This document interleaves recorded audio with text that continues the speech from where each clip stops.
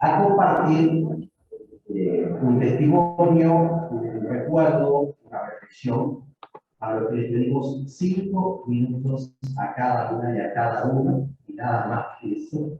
¿Sí? Entonces, lo primero que voy a dar es la palabra a la profesora Alejandra Cafal, que es presidenta de EUSUR, quien va a abrir con sus 5 minutos para recordar por ella. Nosotros hemos preparado un video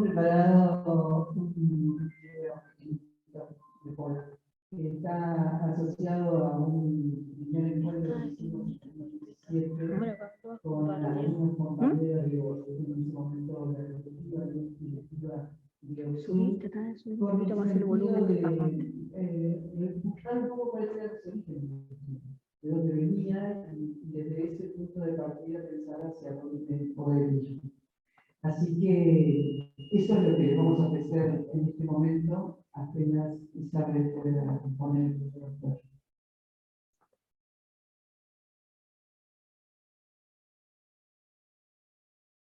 Y hay también una cosa de Berlanda, concretamente, no sé si tú le ibas a decir ahora, pero Berlanda, los años anteriores, no me acuerdo cuántos años, pero muchos años, había vuelto a Italia, no por voluntad propia, sino porque la Conferencia Episcopal Italiana le había pedido que se encargara del seminario de Verona, un seminario grande, que ya no era más el seminario, digamos, no lo entendemos habitualmente, sino que ahí los obispos crearon un centro de formación, etcétera, en sentido amplio, para los misioneros y misioneras que venían a América Latina, curas y religiosas, pero también laicos y laicas.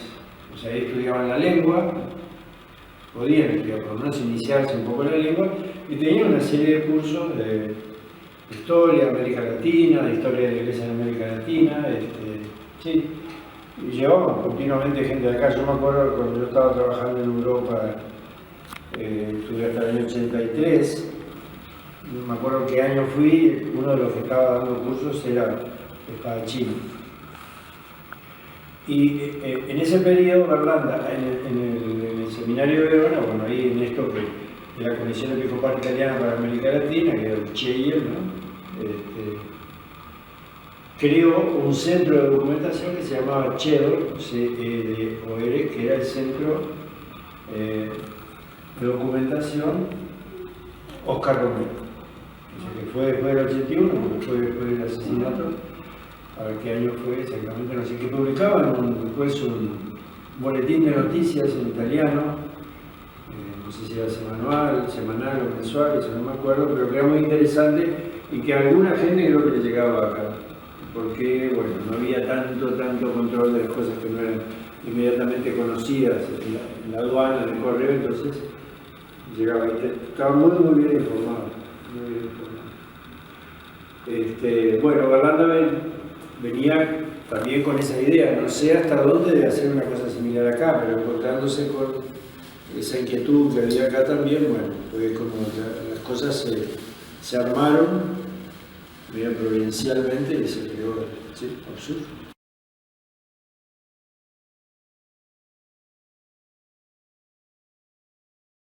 A compartir un testimonio, un recuerdo, una reflexión, a lo que le pedimos 5 minutos a cada una y a cada uno, y nada más que eso. ¿Sí? Entonces, lo primero que voy a dar es la palabra a la profesora Alejandra Cafal, que es presidenta de EUSUR, quien va a abrir con sus 5 minutos para recordar por ella. ¿Vos escuchás bien, Jorge? Nosotros hemos preparado un video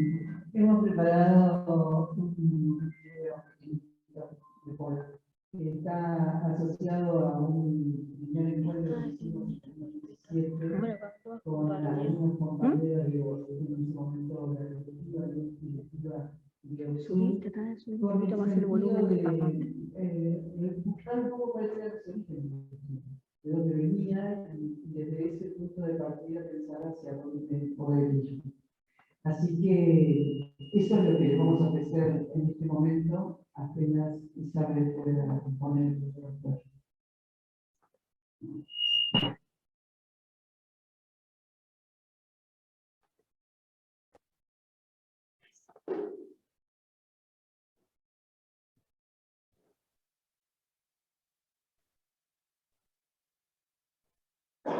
Y hay también una cosa de Berlanda, concretamente, no sé si tú le vas a decir ahora, pero Berlanda, los años anteriores, no me acuerdo cuántos años, pero muchos años, había vuelto a Italia, no por voluntad propia, sino porque la Conferencia Episcopal Italiana le había pedido que se encargara del seminario de Verona, un seminario grande, que ya no era más el seminario, digamos, no lo entendemos habitualmente, sino que ahí los obispos crearon un centro de formación, etcétera, en sentido amplio, para los misioneros y misioneras que venían a América Latina, curas y religiosas, pero también laicos y laicas. O sea, ahí estudiaban la lengua, podían estudiar, por lo menos iniciarse un poco en la lengua, y tenían una serie de cursos de historia de América Latina, de historia de la Iglesia en América Latina, sí. Y llevaban continuamente gente de acá. Yo me acuerdo cuando yo estaba trabajando en Europa, estuve hasta el año 83, no me acuerdo qué año fui, uno de los que estaba dando cursos era espadachín. Y en ese periodo, Berlanda, en el seminario de Verona, bueno, ahí en esto de la Comisión Episcopal Italiana para América Latina, que era el CEIL, ¿no? Creó un centro de documentación que se llamaba CEDOR, C-E-D-O-R, que era el Centro de Documentación Oscar Romero, que fue después del 81, porque fue después del asesinato, a ver qué año fue exactamente, no sé, que publicaban después un boletín de noticias en italiano, no sé si era semanal o mensual, eso no me acuerdo, pero que era muy interesante y que a alguna gente creo que le llegaba acá, porque bueno, no había tanto control de las cosas que no eran inmediatamente conocidas en la aduana, en el correo, entonces llegaba y estaba muy bien informado. Bueno, Berlanda venía también con esa idea, no sé hasta dónde de hacer una cosa similar acá, pero encontrándose con esa inquietud que había acá también, bueno, fue como las cosas se armaron medio provincialmente y se creó, ¿sí? Absurdo.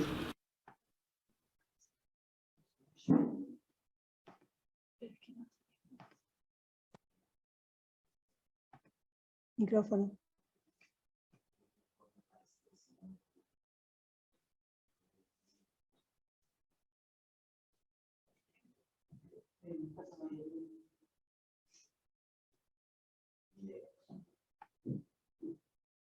Bueno, estamos muy cerca, ¿no? No, pero hoy ando bien. Bien, ahí. Bien, quizás Alejandro un minutito quieras relatar lo que tú viste que querías transmitir, digamos, ¿no? Porque me parece lindo para mí. No, en realidad lo más lindo era verlo a Paul y escucharlo. Todo lo demás eran relatos acerca de cuál es la historia de Oxur, cómo él estuvo en esos primeros tiempos y podía dar testimonio de lo que había hecho Orlando, cuál era el modelo que había tomado de Verona, etc. Pero el sentido más lindo de esto era pasar un ratito escuchando a Paul, viendo a Paul en toda esa enorme capacidad de comunicación, que cuando se ponía a relatar podía pasarse un día entero haciendo relatos que siempre eran amenos y agradables. Era el sentido de este compartir.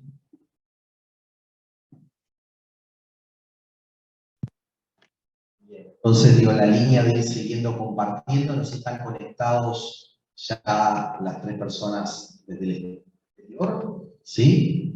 Tagui, Javier, Ana María. Mi nombre es Ana María Videgain Gracing, soy uruguaya. Viví mucho tiempo, he vivido siempre desde hace mucho en el exterior. Cuando yo ingresé a la universidad, llegué a Parroquia Universitaria y era un momento particular porque después de 1 o 2 misas ya se despidió Manolo Divar y Paul quedaba a cargo de la parroquia. Y durante la misa un grupo de gente empezó a decir que ya no volvería más, no sé, tenían otras, se dedicaban a otras cosas, yo creo que ya había pasado su vida universitaria, y entonces al final quedamos solamente Paul y yo recogiendo los bancos. Pues y cuando veo ese salón me emociono mucho porque recuerdo esa época tan especial para mí y creo que para él. Entonces Paul me dice, bueno, como se iban todos, me dice, yo voy a hablar con Partelli y le voy a decir que bueno, ¿qué está pasando? Y digo, no le vas a decir nada, porque ellos ya cumplieron, ya se fueron. Ahora nos toca a nosotros. ¿Por qué no vas a trabajar con nosotros? Él estaba tan recién llegado, creo, como yo.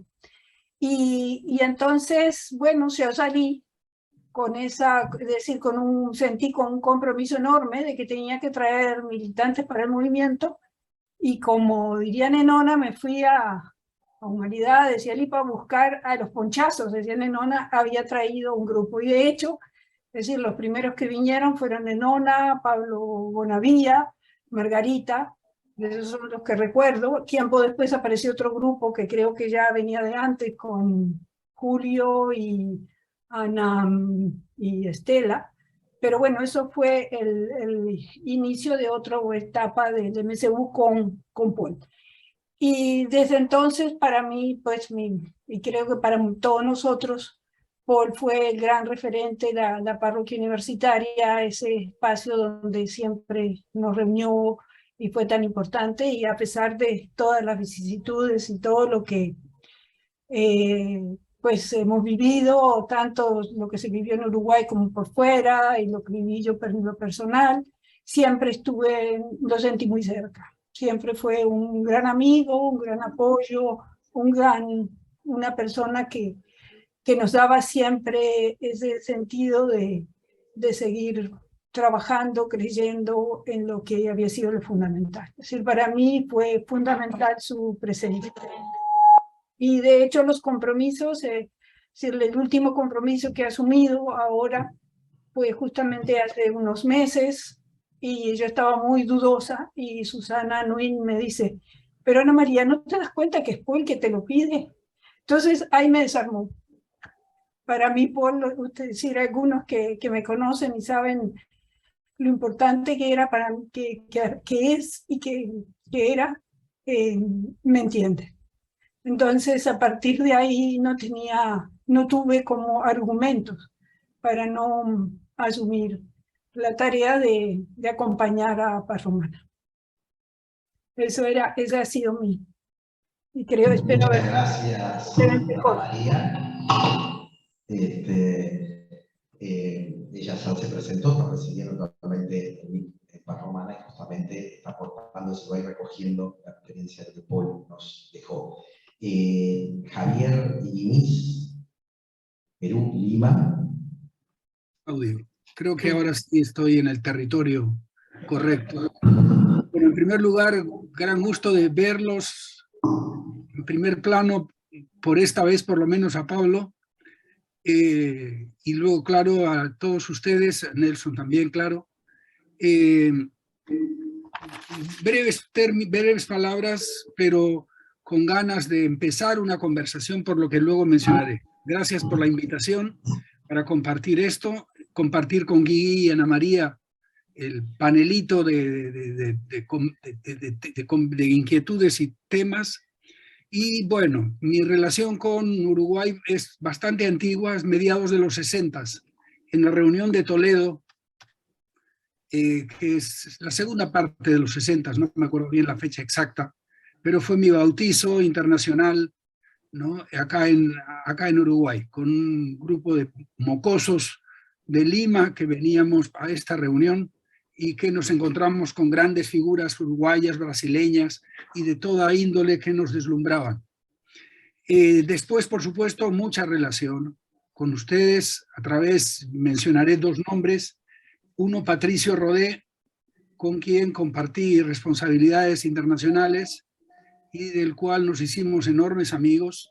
Y luego César Aguiar, un entusiasta latinoamericanista desde sus encuestas y desde sus técnicas estadísticas para analizar Bolivia, Perú y qué sé yo, qué otros países, y que también nos dejó lamentablemente pronto y repentinamente. Sobre Paul no quiero entrar en detalles. Yo estoy seguro que de los tres que vamos a hablar soy el que menos contacto personal continuo tenía, y entonces los rasgos de su personalidad, de su carácter, su humor, su capacidad de escucha, todo eso ya estoy seguro que lo han repetido ustedes, entre ustedes hasta el cansancio, mucho mejor que yo. Para mí, lo que venía al caso, dada la invitación, era la necesidad, me parece, por lo menos hasta ahora, de elaborar una conversación con Paul. Aunque digamos que ya no está, sigue estando su agenda, sigue estando sus temas, sus preocupaciones, sus sensibilidades. Y en ese sentido, creo que esa es una herencia, una manera de ver estas herencias como, digamos, de sensibilidades que estamos obligados a tenerlas entre nosotros. Yo creo que Paul no se va en el sentido de que provoca diálogos entre nosotros mismos y por lo tanto habría que hacer la pequeña agenda o grande que creemos que él nos dejaba. Para mí, la reflexión que me nace ahora aludir, porque solo podré aludir a ella, ¿no?, es la referencia a la conversación que yo querría tener con él sobre los diálogos, el diálogo plural en la sociedad y en la política de nuestros países. En ese sentido, son diálogos que para mí son muy importantes por mi propia experiencia de 10 años en el Acuerdo Nacional del Perú, y en donde he tenido, digamos, que impulsar relaciones entre contrincantes, a veces enemigos frontales, eso sí, elegidos democráticamente y que por eso estaban en ese acuerdo, pero que de todas maneras no era sencillo trabajar. ¿Y cómo hacer eso? Y eso es ya adelanto entonces una reflexión, ¿no?, o una preocupación. ¿Cómo hacer eso con un sincero aprecio por todos y cada uno en esa relación? ¿Cómo es eso de amar al enemigo? Creo yo que el ejercicio del diálogo sincero, no doble, sino íntegro, claro, tiene que darse en algún plano de la relación. Y en mi caso, por supuesto, era el de la política. Pero hay que recordar, y me parece esto importante para, como digo, empezar esta conversación en parte con Paul y en parte con ustedes, ¿no?, y es que la gente, a pesar de ser muy política, no es solo política. La gente son personas, son identidades múltiples que requieren reconocimiento, que requieren aporte, que requieren aprecio, sin amoldarse al tiempo presente, como se ha dicho reiteradas veces como expresión de Paul mismo. ¿Cómo lograr consensos parciales con los enemigos? Incluso con gente que estaba atacando a amigos nuestros en la política, malamente, con trampas y con toda clase de artimañas. Aún así, las escenas del diálogo tenían que proseguir.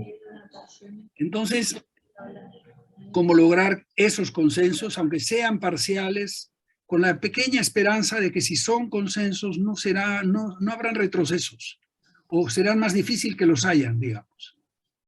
Cosa que son ilusiones o expectativas que uno tiene cuando trabaja en este tipo de escenario.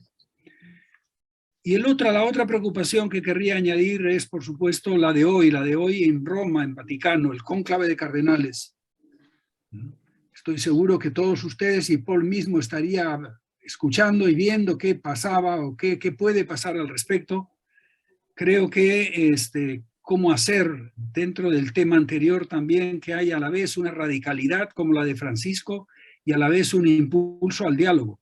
La economía puede matar y mata, dirá con toda claridad, y simultáneamente hay que dialogar. Entonces, ¿cómo combinar indignación con reconocimiento de humanidad, incluso en medio de la crueldad? Uruguay en ese sentido pasa lecciones importantes. Ustedes han hecho una experiencia histórica muy curiosa, muy interesante, muy valiosa, de haber pasado por confrontaciones brutales, con muchos muertos literalmente en el camino, y simultáneamente de haber reconstruido instancias de comunicación, de diálogo, de política civilizada y democrática. Creo que hay que trabajar en la política, en el plano de la política, pero eso se conquista. Eso no es alejado de la correlación de fuerzas. Eso no es producto ajeno al poder que uno logra conquistar. Porque el diálogo y la confrontación, y sobre todo con los que confronta uno, es una conquista y no es solo una cuestión de buena voluntad, de ánimo, de carácter, de personalidad o qué sé yo, sino también de poder hacerse respetar por el uso de la fuerza en un sentido democrático y político. En general, por lo tanto, quería terminar diciendo que de Paul recibiríamos, a mi juicio, esos temas como este, como otros, que sería interesantísimo y sería delicioso poder hablar con él con más tranquilidad, cosa que nunca ocurre tan fácilmente en reuniones rápidas, masivas a veces, ¿no?, que no facilitan conversaciones más tranquilas. Gracias de nuevo por la invitación, Ausur, gracias por aceptarme en este excelente panel, ¿no?, en el que me han involucrado, y buena suerte y continúen el trabajo. Muchas gracias a Javier Diniz, un intelectual, un economista, miembro justamente del Movimiento Internacional de Intelectuales Católicos, y que yo traía a colación que la celebración de este domingo, Mario Gayota comparaba a Paul con Descartes de Chardin, ¿no? Esa imagen de ese perfil de rostro me pareció interesantísimo, y Javier es alguien que nos ha desafiado a pensar mucho, como Paul nos hacía pensar y analizar la realidad en su complejidad. Le damos la palabra a Guy, que está en Medellín, Colombia. Como decía Paul en la última reunión que tuvimos con él a nivel de MIC América Latina, cuando vio a la gente que estaba participando, que le daba hasta vergüenza, le daba pena, porque creía que había gente mucho más cualificada para hablar y con mucho más historias. Pero bueno, no sé por qué me escogieron y aquí estoy. Haciendo un poquito de referencia a lo que decía Ana María, yo sinceramente, al contrario de los historiadores, no tengo ni idea cuándo fue que conocí a Paul, pero me parece una eternidad. O sea, yo estaba en pastoral universitaria, me hice responsable, era parte del equipo nacional de Brasil, me tocaba ir a Uruguay para acompañar alguna reunión que nos invitaban los de Pastoral Universitaria de Brasil, que después se volvió una parte del movimiento de católicos universitarios o cristianos universitarios, que se iba vinculando a MIEC-GESE, ¿no? Y como yo estaba en Porto Alegre, me quedaba un poco más fácil y más barato ir a Uruguay, ¿no? Creo yo que fue en algunas reuniones que conocí a Paul. Eso debe haber sido por allá en los 80, principios de los 80. No, final de los 90. Entonces, pero ahí yo no conocía mucho de Paul, porque es que yo no tenía una historia muy importante a nivel de movimiento latinoamericano. De todas formas, Brasil estaba todavía en final de dictadura y Brasil muy alejado, todavía está, pero en esa época muy alejado del resto de América Latina, ¿no?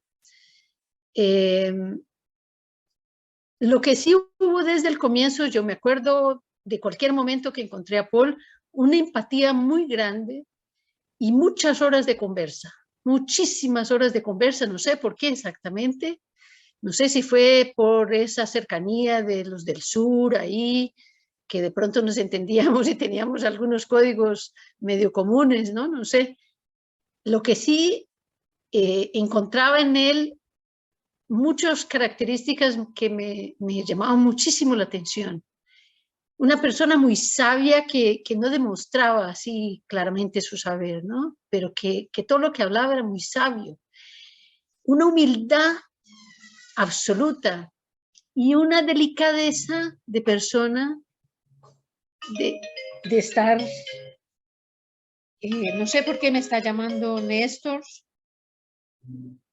Bueno, entonces una delicadeza enorme en el trato de las personas que nunca logré entender cómo lo hacía.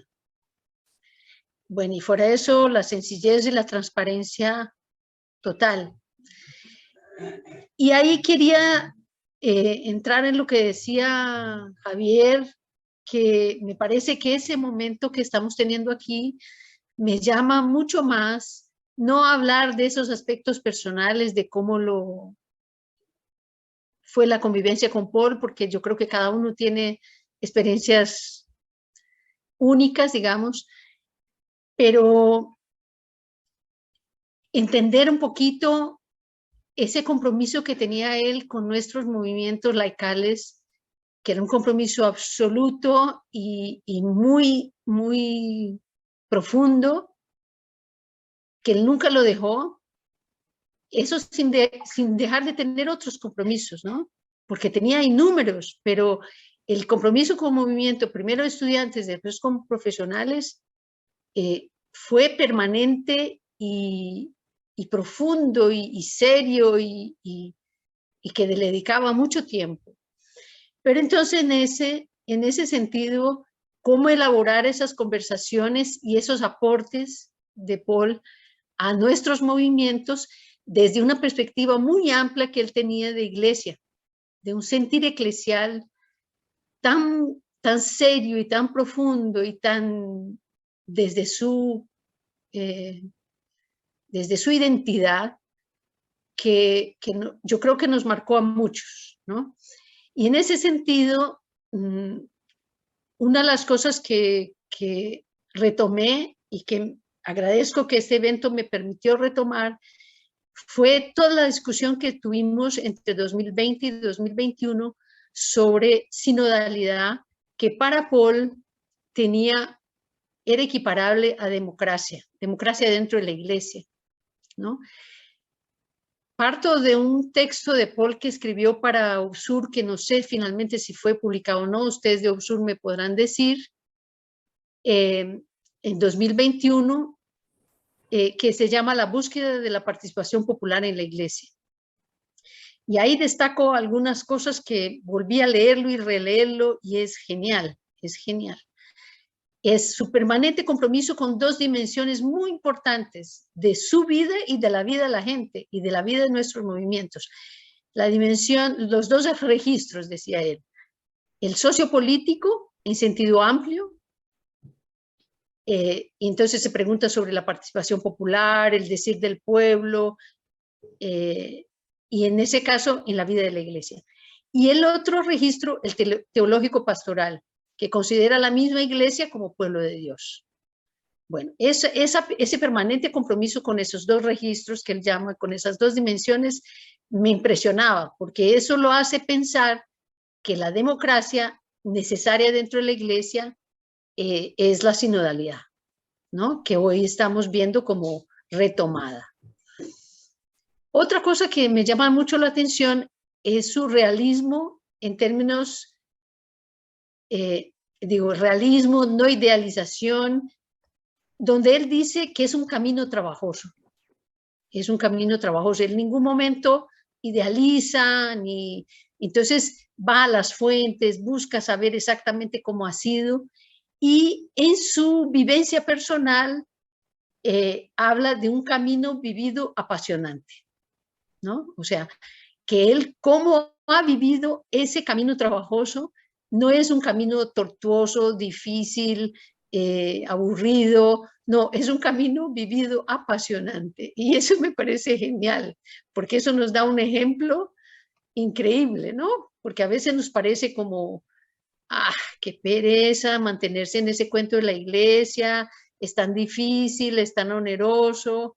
Bueno, y finalmente en ese texto él habla de los repliegues a partir de cierto momento, pero lo habla también con una dosis muy grande de realismo, de no idealización y de basarse en hechos concretos con sus límites y enfrentar los desafíos, ¿no?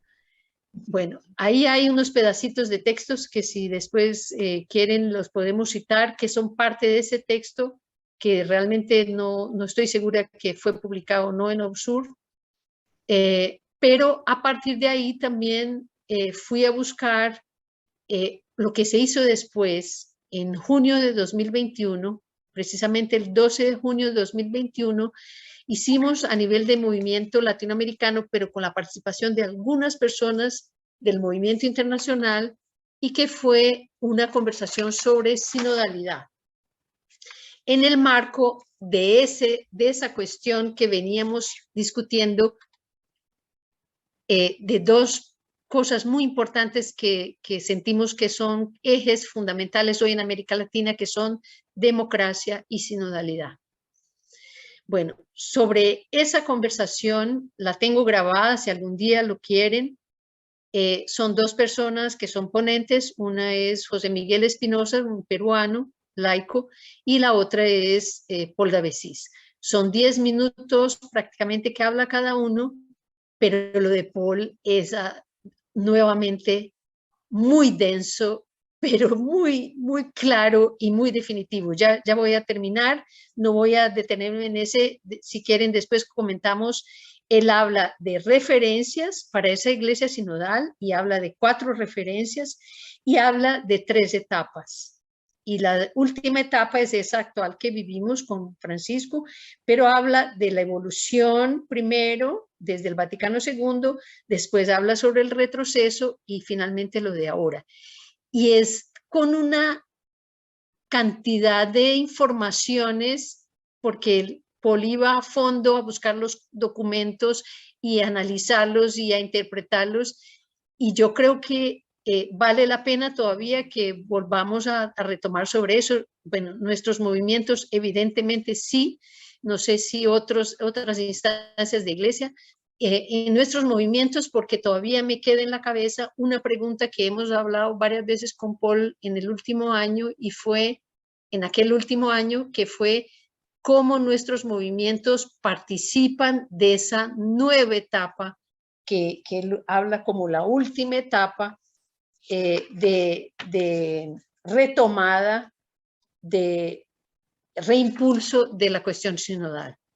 Entonces es sobre eso que quisiera comentar con ustedes y retomar de los diálogos con Paul y de lo último que tuve con Paul de presencia de iglesia y de presencia de movimiento en América Latina. Gracias. Voy a dar la palabra a los dos movimientos de cuales somos parte aquí en Parroquia Universitaria. A los más viejos le vamos a dar primero, al MPC, unos minutitos para después al NSU, que somos los más jóvenes. Comentarios. Sí, perdón. Bueno, intentemos ser breves. Es difícil encontrar qué decir de Paul sin caer en estereotipos y cosas que todos ya hemos venido compartiendo estos días.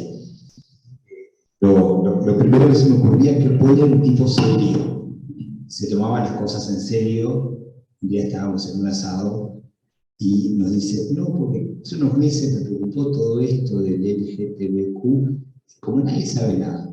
Yo había estudiado 15 libros, sabía todas las corrientes, de dónde venía, cuáles eran las lecturas, quién decía tal cosa, quién le contradecía, así como al pasado dijo un asado.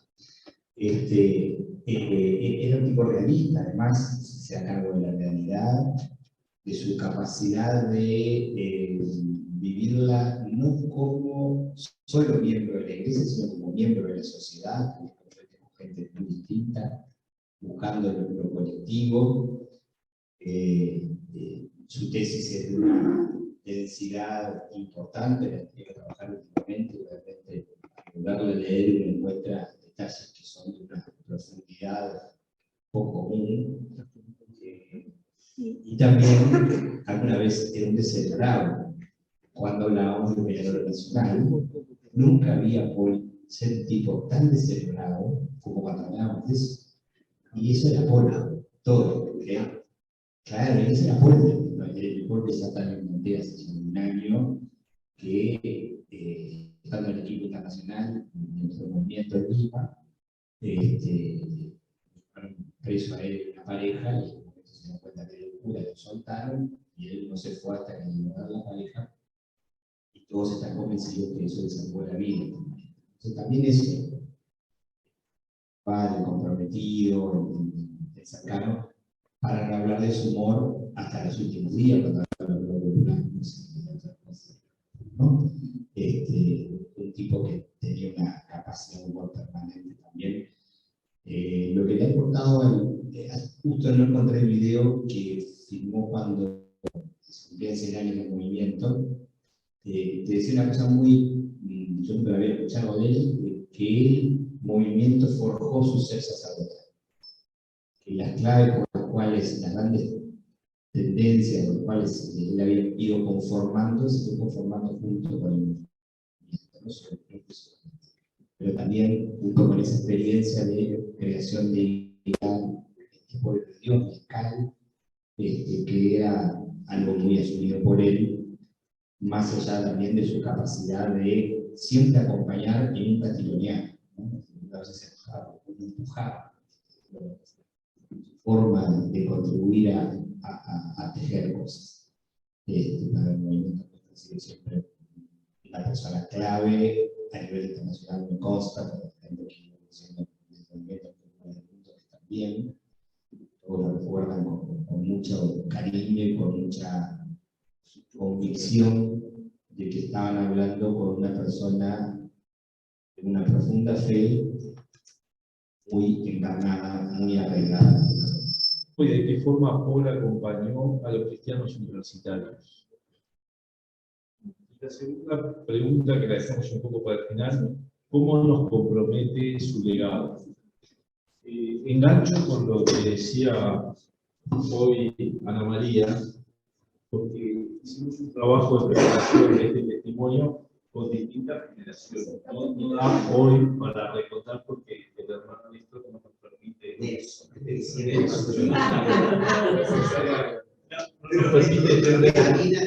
Pero voy a nombrar algunos hitos. Como dijo Ana María, en el 68, 69, 68, Ana María, Pablo Bonavía, Elina Ganza, Margarita Mora, Raquel Rodríguez, quedaron un poco, como se explicó, capaz que hay. Bueno, comenzar. Su militancia reclamando el boleto estudiantil, apoyo a los becarios, Monseñor Martelli, la pastoral de conjunto. Se asumía como principio que el cristiano estaba comprometido en las causas sociales donde desarrollaba su actividad. Se formaron 8 a 10 grupos, Paul Asesor, Jorge Techera, Nicolini, en la JEP. Segunda etapa, 74-82, hermanos desaparecidos, presos, exiliados, se siguieron reuniendo y haciendo revisión de vida en la clandestinidad, además de ayudar en todo lo posible a quienes estaban siendo perseguidos. Nuestra generación, la del 83, conocida como generación 83, en el año 84 Paul venía de su rol de asesor con 43 años, jóvenes años. Nuestra generación participaba en la pastoral juvenil. En este año celebramos los 50 años. Y Monseñor Martelli impulsaba toda esta movida juvenil. Al ingresar a la vida universitaria, nos invitaron al movimiento para continuar esta vida comunitaria en el compromiso cristiano y mundo estudiantil.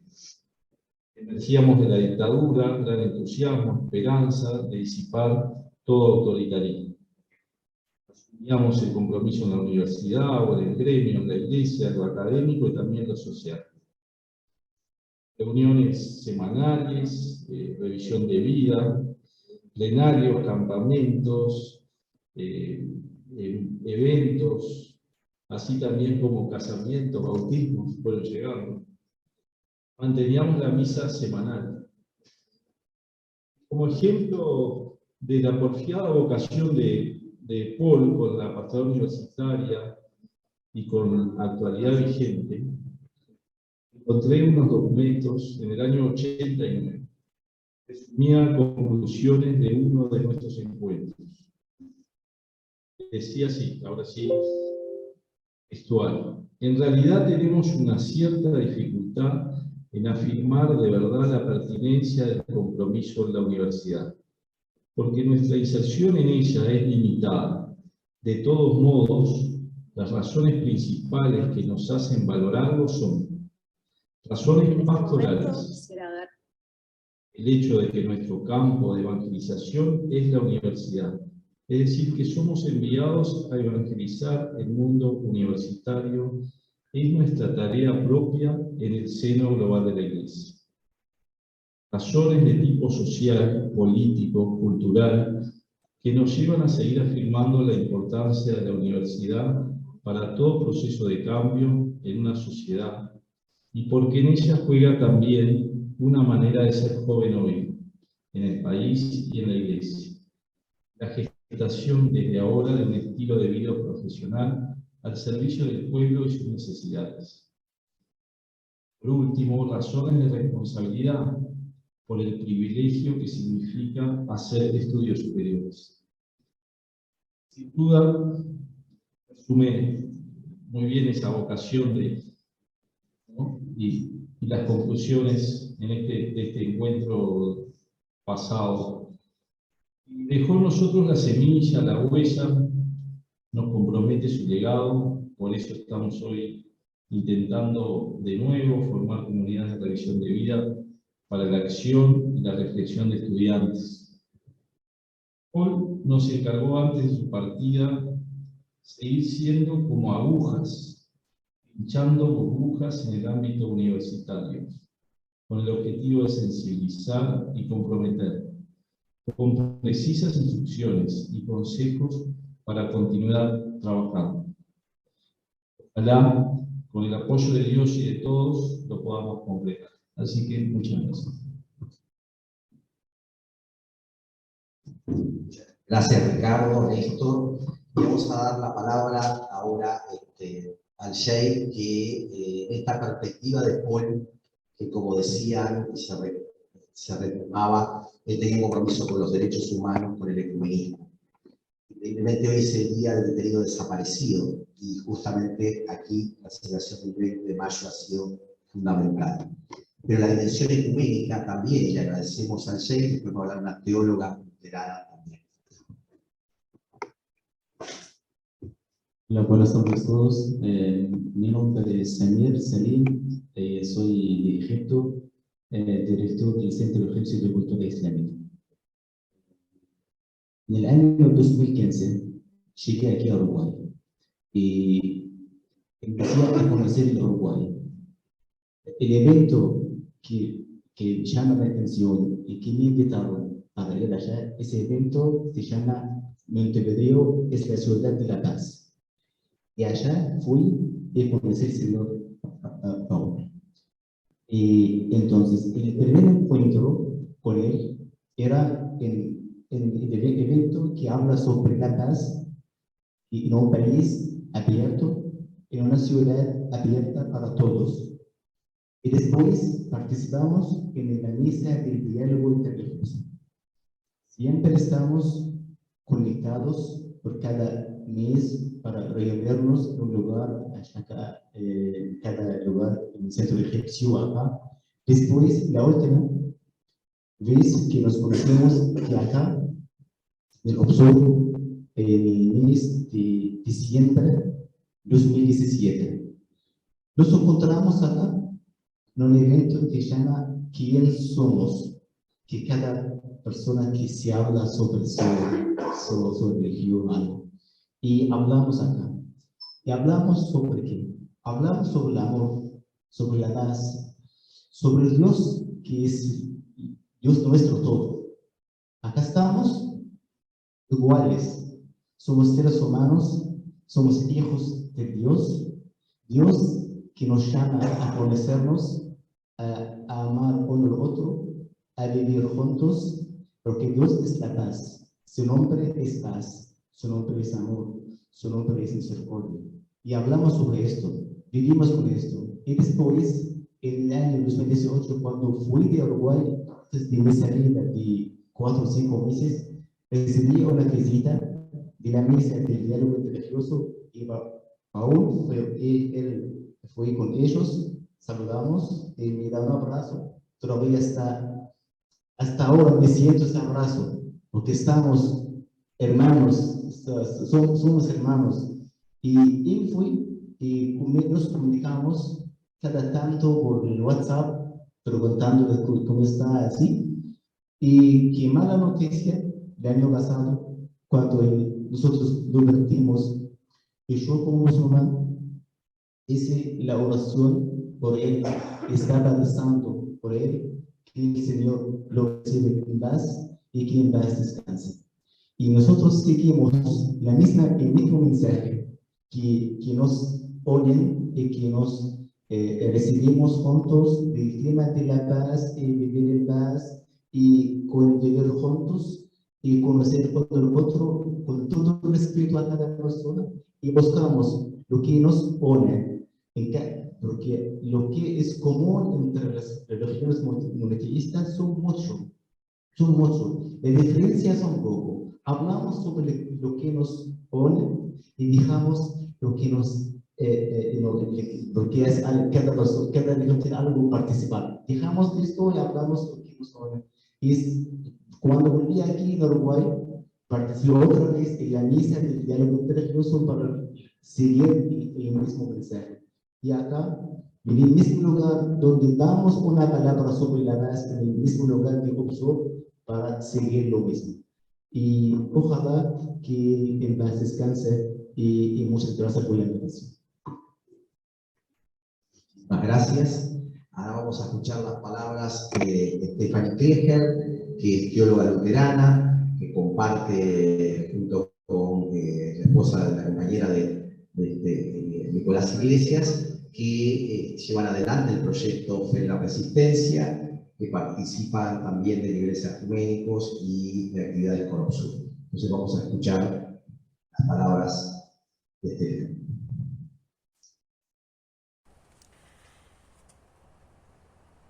En este momento quisiera dar gracias por la vida de Paul, por esa persona que recuerdo con mucho cariño, que recordamos como un hermano en la fe, como una persona muy cercana, una persona fraterna, una persona honesta.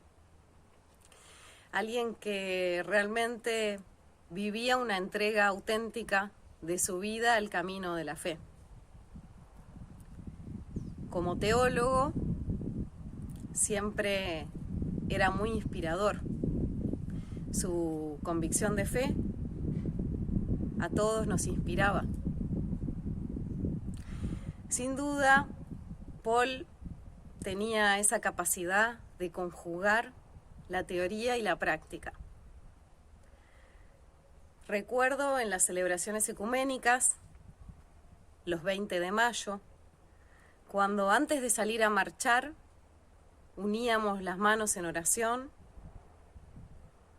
y pedíamos a Dios que nos acompañe en esa caminata en donde marchábamos por verdad y justicia, en donde marchamos por memoria, en donde seguimos queriendo saber dónde están los detenidos y desaparecidos de la última dictadura militar. Pero también dónde están los jóvenes desaparecidos por ajustes de cuenta en los barrios de las periferias de las ciudades de toda América Latina, dónde están las mujeres desaparecidas por el tráfico y la trata de personas, la explotación sexual, la explotación laboral. Uníamos nuestras manos para salir a caminar, para seguir exigiendo justicia. Cada 20 de mayo, celebrando de manera ecuménica, cada quien venía desde donde venía, sin importar si eran protestantes o católicos, en donde la diferencia no era un problema ni es un problema, sino que es una ventaja, donde a partir de la diversidad podemos construir una fe potente, una fe que nos una, una fe cristiana, una fe que nos mantenga en pie y una fe que nos permita seguir caminando hacia donde vamos. Hemos compartido muchos espacios con Paul, también alguna celebración ecuménica de Navidad vinculada a los migrantes, también algunos encuentros de diálogo interreligioso y también otros espacios más informales en donde se daban las conversaciones vinculadas a cómo comprendíamos nuestra fe en el contexto actual. Y el apoyo incondicional de Paul desde el principio para el proyecto de Fe en la Resistencia, para el documental cinematográfico, en donde él nos asesoró y apoyó. También cuando hicimos los materiales bíblico-teológicos y en las clases de teología, desde el principio él estuvo presente y reivindicó el espíritu ecuménico que él ya venía experimentando hacía medio siglo. Él siempre contaba del grupo ecuménico de reflexión, en donde protestantes y católicos se juntaban para reflexionar sobre la fe, compartir las Sagradas Escrituras y buscar caminos de unidad que, bueno, es un poco lo que se entiende por el llamado ecuménico. De manera que tenemos con Paul un camino recorrido, un camino hecho en donde hemos aprendido mucho, hemos construido mucho, hemos constituido mucho. De manera que agradecer porque Paul siempre estuvo presente y sigue estando de alguna manera a través de los legados que nos ha dejado. Y entre esos legados pienso que está la comprensión de la teología como una teología ecuménica, como una manera de leer las Sagradas Escrituras y la realidad que nos sucede, que es un entendimiento del amor, que es un entendimiento del amor incondicional de Dios hacia los seres humanos, hacia este mundo y hacia la realidad concreta que puede ser transformada. Así que quiero dar gracias por haber compartido con Paul, quiero dar gracias de que tengamos este espacio para volver a recordarlo, volver a pasarlo por el corazón. Y quiero agradecer a Paul por su vida y agradecer a Dios por la vida de Paul. Mamá hace muy poco tiempo y no podía hasta ahora hablar. Ahora muy rápidamente vemos esta cuestión multifacética del pueblo, ¿no es cierto? El cual es reconocido, ha aportado desde distintos lugares.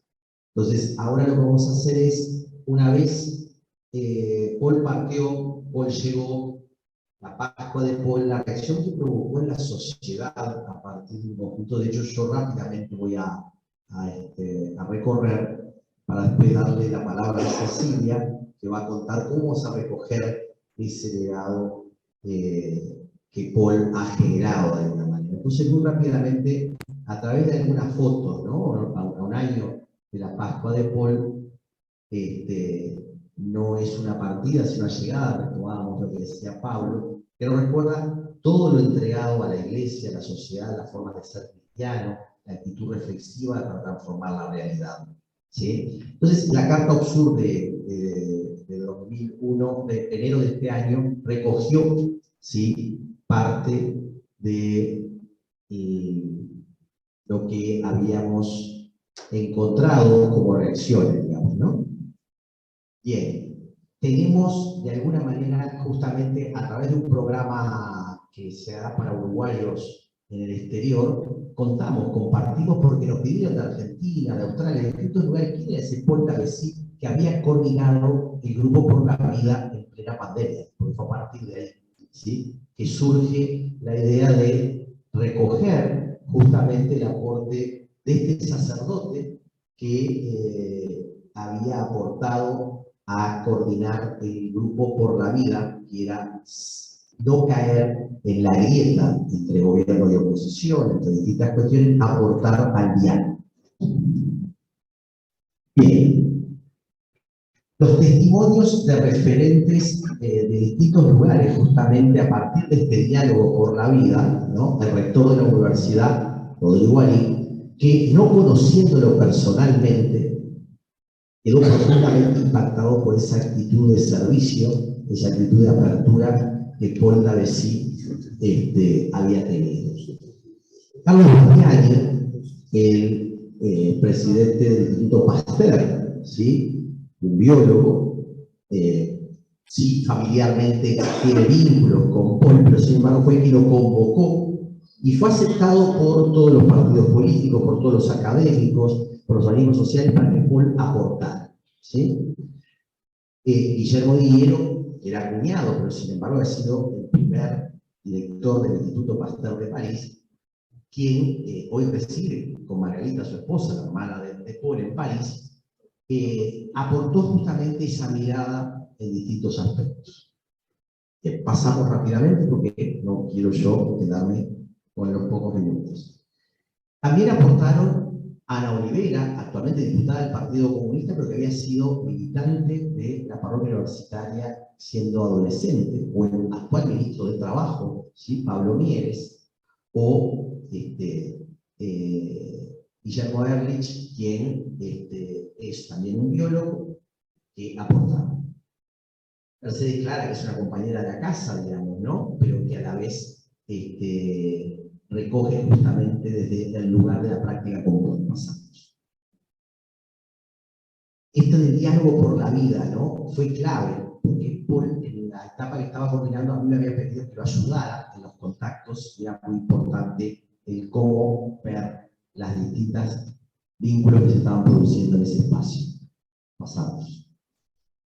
En enero de este año, Bernardo Davesíes nos convoca, y quedamos con Pablo Bonavía y con Rosario Hermano, que llegó por ahí, ¿sí?, a Atlántida, a recordar a Paul en el lugar en el que iba a descansar, en Floresta, ¿no? O sea, y lo que implicó traer esa memoria en ese espacio. ¿Y por qué lo traemos? Porque creemos que eso generó un oleaje de impactos múltiples. ¿Pasamos? Bien, aquí no da el tiempo, pero se recogieron frases de distintas personas vinculadas al movimiento que recogían esa referencia a lo que Paul había significado, digamos, ¿no? A esto adjuntamos una cantidad de Twitter, una cantidad de expresiones que muestran el reconocimiento que Paul tenía como intelectual, como sacerdote, ¿sí?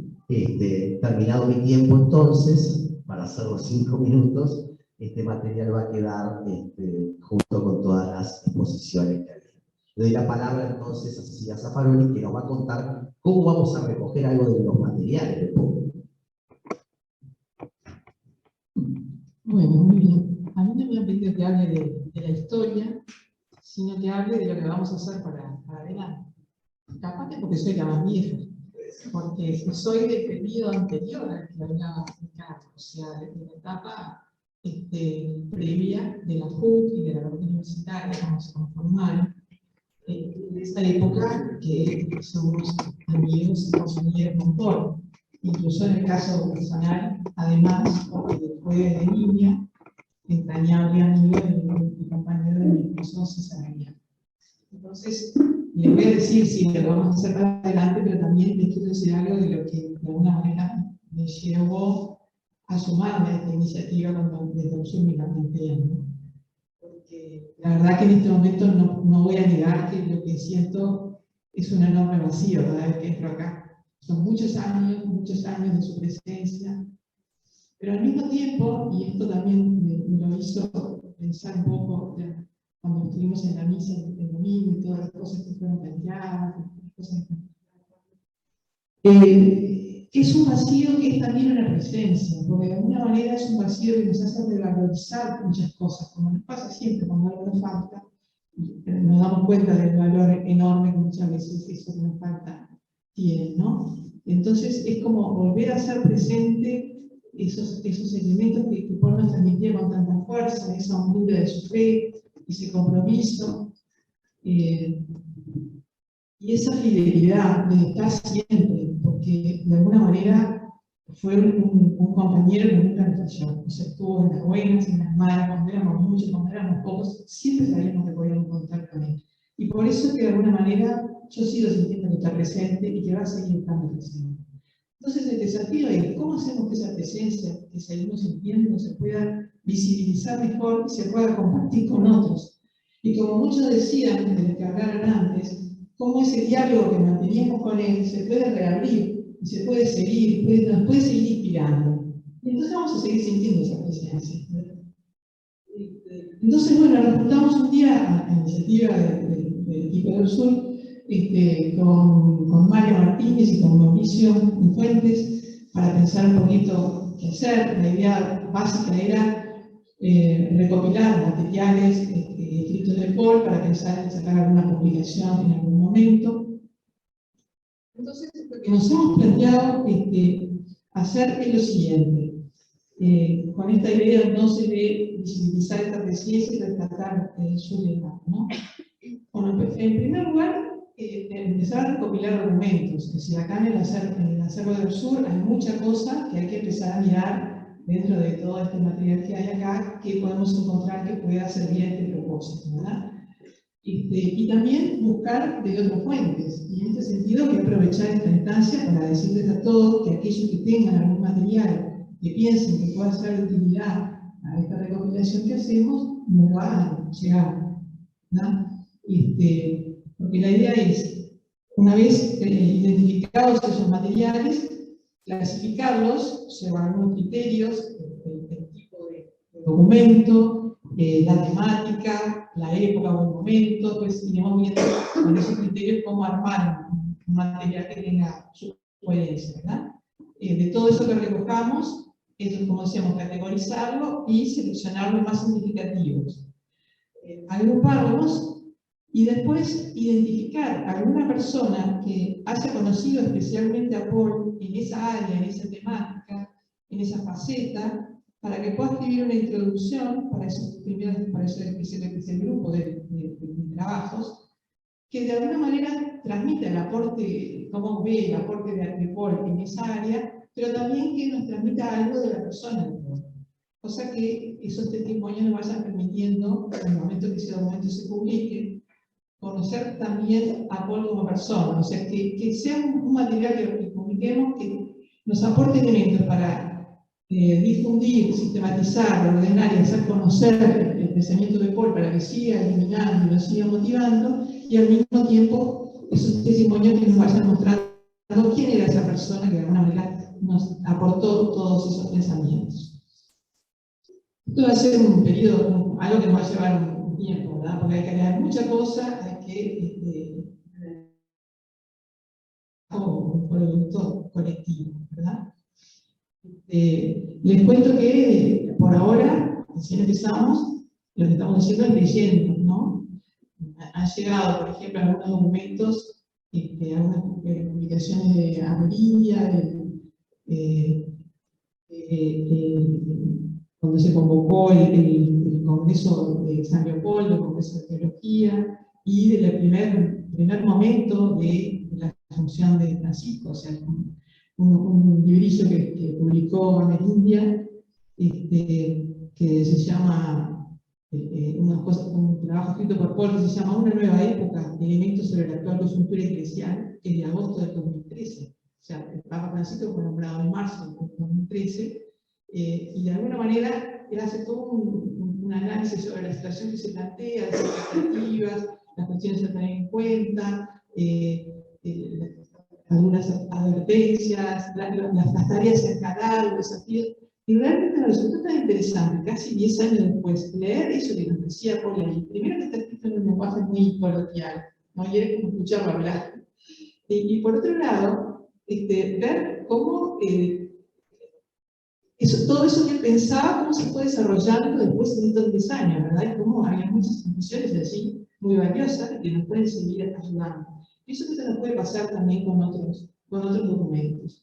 Entonces, hemos empezado a mirar esto, estamos mirando también todas las cartas del sur y del viejo Arcón, todas las publicaciones del sur de estos años. Hasta ahora todo lo que hemos leído, por lo menos lo que he leído yo, no tiene tanto trabajo de Paul, pero igual es muy interesante para poder ver como una especie de panorama de la función que ha cumplido el sur desde ese momento y cómo ha seguido desarrollando esa función a través de las décadas, ¿no? También eso uno no tiene tanta idea, más que haya estado participando, hasta que lo empezás a ver así de esa manera como más sistemática.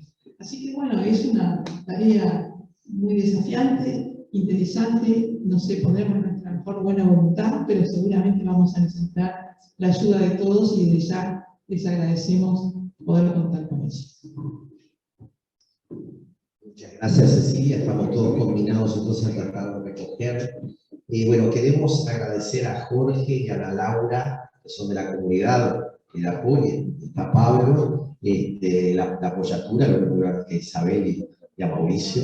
Le voy a dar la palabra unos minutitos a Pablo, que compartió, ¿no?, con Paul como sacerdote en la comunidad y la historia que vale la pena recoger más allá, que también lo fue en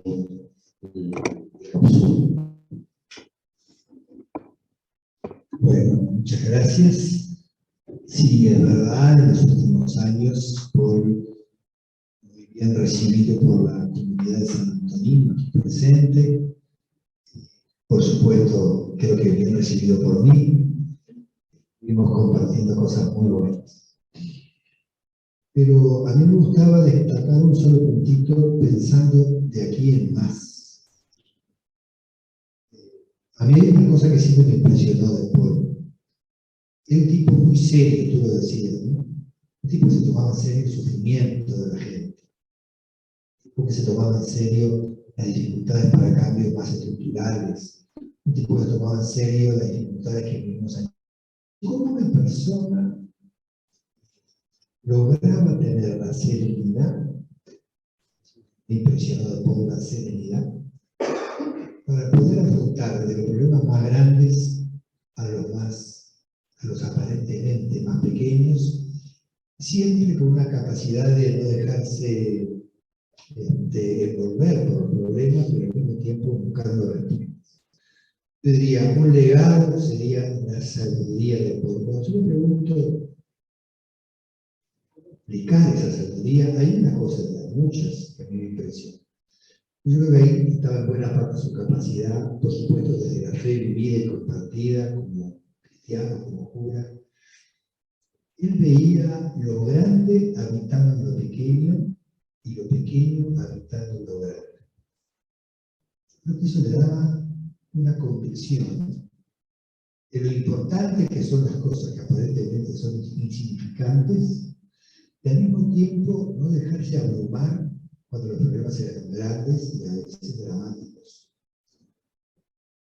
A mí esa convicción siempre me pareció muy importante de Paul, y es una de las cosas que me parece que pueden servirnos para el tiempo que se acerca a nuestro país, a nuestra iglesia, tiempos de cambios, de incertidumbre, de violencia, de no siempre honestidad en muchos campos.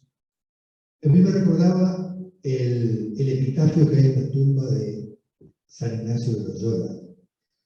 Antes lo sabía en latín, ahora lo olvidé. Pero más o menos dice, lo de Dios no puede ser encerrado ni en lo más grande que podamos imaginar, pero al mismo tiempo puede ser contenido por lo más pequeño y diminuto que podamos también imaginar. Ese epitafio que siempre me llamó la atención. descubrir que cuando de Dios hablamos no puede ser contenido por nada, y sin embargo está presente en lo más pequeño, como más pequeño, siempre me llama la atención. Entonces a mí me parece que uno de los legados de la sabiduría de Paul es ver lo grande metido en lo pequeño y lo pequeño en lo grande, y por eso tomarse muy en serio las cosas no quiere decir dramatizarlas. Se habló mucho del realismo de Paul, y sobre todo nos invita a no achicarnos frente a los problemas ni a agrandarnos cuando las cosas no van bien. A mí Paul siempre me llamó la atención. Yo cuando recién empezaba a escribir alguna cosita, en algún articulito, alguna cosita, me felicitaba, me decía, ¿cómo se sentía tipo para leer esta bobada que acabo de escribir? Pero al mismo tiempo que valoraba el pequeño, era muy atento a que uno no se agrandara cuando las cosas salían bien. Y esa capacidad, ¿no? Ni agrande frente al triunfo o a los logros, ni tampoco achicarse frente a los problemas. Así que bueno, creo que ese es un buen legado que nos deja para este tiempo que nos tocará enfrentar a algunos por más tiempo que a mí. Estaba a tierra todo, por cierto. Vamos a cerrar esta actividad, que va a continuar de distintas formas, con la palabra más joven de nuestra directiva, porque Paul creía realmente que apostar a la juventud era clave. Entonces vamos a dar la palabra a María Márquez, y luego de María Márquez va a haber un videíto en el que nos vamos a quedar escuchando, pero María va a ser la palabra que nos va a cerrar la actividad. Bueno, qué responsabilidad para los jóvenes. Bueno, tengo como varias sensaciones, emociones. Voy a tirar así como algunas cositas. Yo, a decir verdad, conocí a Paul porque tomé la comunión con él en la parroquia San Juan Bautista. Y ahora me acordaba de dos momentos: el momento de la comunión y el momento de antes de la confesión. Bueno, con 11 años hacer una confesión ya a mí me parecía medio ridículo, pero lo tenía que hacer. Y me acuerdo de estar sentada y tirar alguna cosa ahí que sonara. Bueno, y como los circuitos acá son cortitos, lo vuelvo a encontrar en el 2018, que pusimos acá un poco a la casa y a la Carta del Sur. Y pensaba que, claro, como que agarré a Paul en un momento como medio radiofónico, que yo disfruté mucho porque era como que a él, si le dabas el espacio y el lugar, se ponía a hablar de sus cosas, y para mí era muy pedagógico ese espacio como que tan fortuito o no, como así que se daba, y yo vi no sé si la mitad, pero un cuarto de las cosas que medio que no entendía, así, las cosas, organizaciones en las que estaba, pero como que era esa cosa de que iba como gustando de a poco y me iba metiendo en algo que iba sacando como mis enseñanzas, y que creo que mi interés se despertaba ahí desde la necesidad de encontrar como otras experiencias, otras, otro bagaje de iglesia, en un momento en el que para mí era clave, ¿no? Como renovar esa esperanza de poder sentirme perteneciente a una iglesia, y que me abriera otro abanico de estructuras posibles, de modo de ser, de modo de estar, el compromiso como universitario, todas cosas para mí que eran como muy imaginables desde mi habitar universitario, desde mi experiencia o capacidad de imaginación de lo que es la iglesia. Entonces, bueno, eso, como recuerdo con mucha calidez y mucho gusto esas reuniones ahí para la Carta del Sur, en las que ya digo que eran un poco pedagógicas sin que lo supiera. Y bueno, y queda como un poco ahí la pregunta, ¿no? Yo pensaba, ¿cómo traer a Paul de este momento? Y en estos días como se me vino esa sensación de que la manera más honesta de traerlo era como nada, como seguir preguntándole cosas, ¿no? Porque creo que todos tenemos la semblanza de Paul como muy característica y muy, la podemos definir, la tenemos como marcada en nuestra sensibilidad. Entonces, esas preguntas que nos hacíamos con Paul y las encrucijadas de la iglesia y cómo seguir caminando, nada, como poder seguir preguntándole desde esa cercanía, a ver qué podemos intuir como, nada, eso, desde la sabiduría que mencionaban, que nos siga como alentando, inspirando caminos. Un poco por ahí. Gracias. Solo para cerrar lo del videíto, que nos quedó un poco frustrado, eran 3 secuencias, 2 estaban referidas a la historia de Ursula y la última le hacía referencia al Papa y a la historia sobre la tolerancia que nos había gustado mucho. Justo en está frenada la imagen, entonces va a salir el sonido, usemos los dedos, ojalá se oiga lo que queremos decir. Y lo último que quería yo traer es algo que iba a decir en la introducción y me llegué por 5 minutos, pero que ahora quiero traer, porque creo que es, yo a Paul lo conocí tarde, lo conocí cuando recién me integré así por el año 2017 a conversar con él y a tener más oportunidades. Sin embargo, Paul me trae otros nombres, me trae Luis, que es el hermano del médico que me ayudó a traer a mis hijos al mundo, que está asociado a momentos muy felices. Y también Agustín, su otro hermano, oncólogo, que salvó la vida de mi hijo. Creo que Paul era un hermano. Él sabía ser hermano no solo de sus hermanos, sino de todos nosotros. De las cosas que a mí me enseñó fue fraternidad. Es de los momentos y de las cosas más fuertes que no solo tenía él, sino también todo ese enorme clan de decir, que como ven ustedes, sigue regalando desde muchos lugares.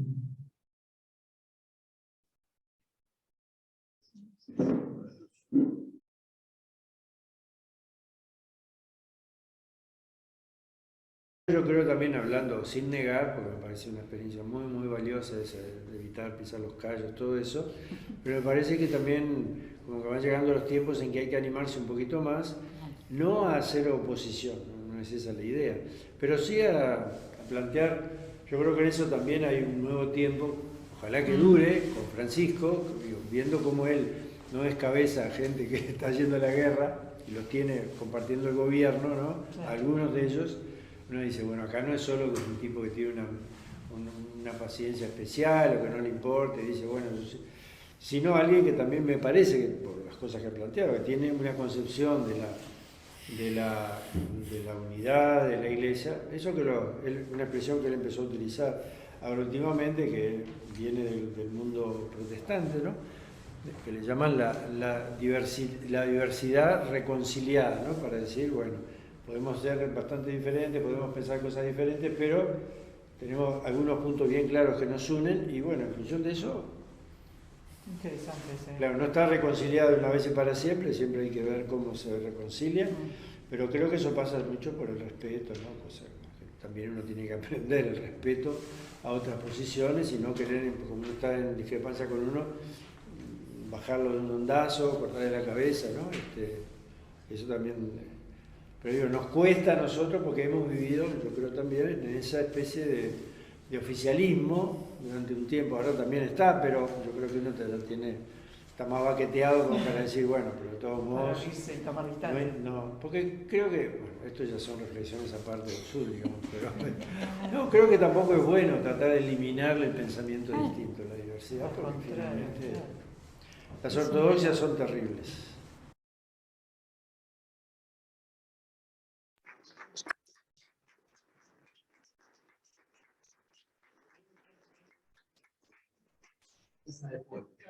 Muchísimas gracias a todos.